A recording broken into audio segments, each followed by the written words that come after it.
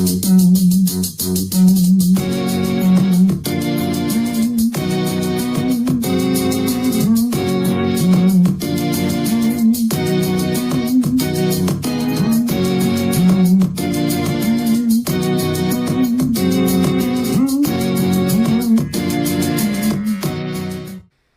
guys, welcome to another video, Theme Parks of America here. In today's video, we are going to be doing a review of Emperor.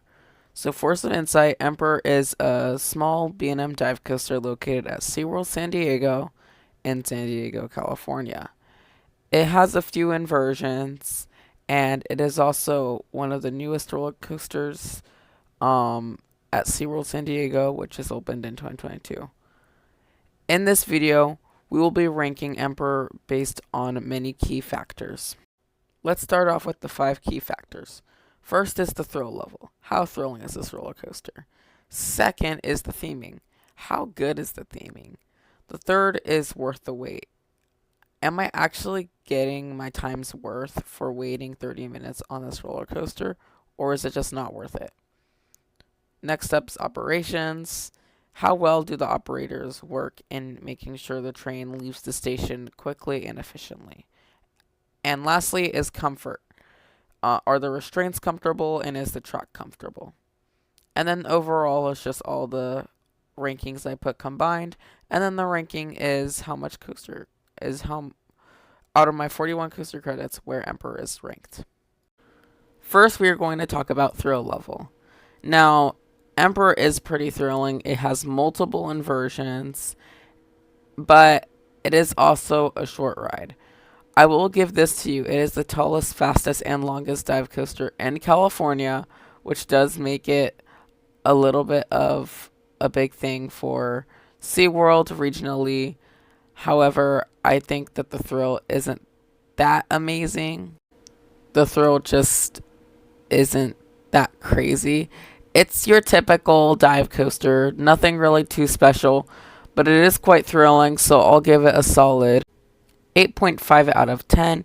And the reason why I gave Emperor this level is because the thrill is actually pretty good. It's a B&M dive coaster, 90-degree drop, and it also packs multiple inversions. However, there's not really anything that really stands out about the coaster. So with that in mind, I think an 8.5 is a very fair level. Next up, we're going to talk about the theming that's in this roller coaster. And me personally, I don't think there's really any theming on this coaster. As you could tell from the ground, it's pretty much just gravel, and it's meant to be themed with emperor penguins. So if you take that into consideration, you would think the coaster would have more theming that's towards penguins, especially since this is SeaWorld, and we all know that SeaWorld is capable of making roller coasters that are more themed than this. I think I have to give this a solid 1.5 out of 10, and the reason why is because there is absolutely no theming at all. Like, I don't even know where. The only thing I will give to them is that the sign actually looks pretty cool, and they also do sell merchandise at a completely different part of the park than where Emperor's actually at. So other than those two, I mean, there's really nothing going for Emperor's theming. It's just non-existent. Next up is the wait time. There's really not much I have to say about this. I've ridden this roller coaster a few times, and it never really has a long line because it's like a long walk to get in and out of that corridor that has Emperor. But you know what? Emperor is a pretty good roller coaster for the wait time. So honestly, it's pretty decent. I'm gonna have to give it a 9 out of 10. And the reason why I say this is because the coaster never really has a long line, and it's a pretty good coaster for what it is. So you're not really going to be waiting that long. The longest I've seen it is like 30 minutes, and I think 30 minutes is worth it. So honestly, it's worth the wait. If you want to go to this coaster, I highly suggest you go over there and wait the line because it will not be that long. Next up is operations. There's not really much I need to say about this simply because operations, they might affect like the line or whatever, but In my opinion, operations have been average. I haven't really noticed anything off about it. It's just normal operations. They just get it going at a pretty normal pace. So, yeah, I'm going to give operations a 7 out of 10. And the reason why I'm giving it a 7 out of 10 is because it's average. There's really not much to talk about with this overall operations thing. So that's why I'm giving it the amount that I am.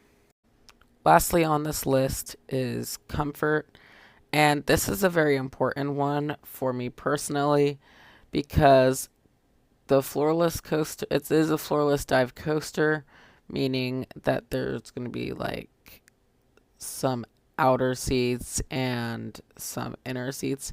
And the inner seats are fine, but the outer seats, not so much. The outer seats tend to be rougher, and the vests aren't my favorite type of restraint. They're okay, but I really don't like them all that much. That compared with the roughness on the outer seats gives me the rating of a 6 out of 10 because, well, yeah, the restraints can be uncomfortable at times, as well as the fact that the outer seats are rough. I honestly would give him separate ratings. The inner seats, I would say, give him like an 8 because the restraints, yeah, they're not the best, but it's not terrible.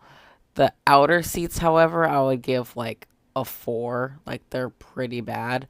So I just kind of met in the middle and did a 6 out of 10, which I think is fair for this type of coaster. Combining all of the rankings from the thrill level, theming, the wait times, the operations, and the comfort, I overall have to give it a 6.4 out of 10. As a thrill coaster, though. As a thrill coaster, it's a pretty decent ride. It's creative, which is awesome. However, I do have to say, though, the roughness of the track is not my thing. There's no theming at all.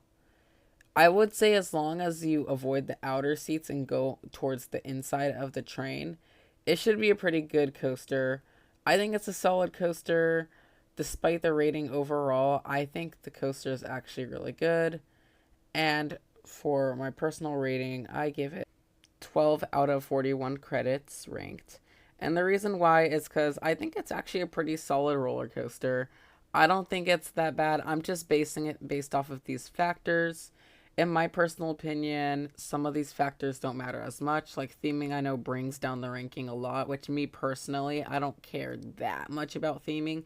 It's definitely a factor, but not everything. And the thrill level is pretty good. It's a solid roller coaster, but like I said again, just avoid the outer seats and it should be a pretty enjoyable experience for you. As for now, bye coaster enthusiasts.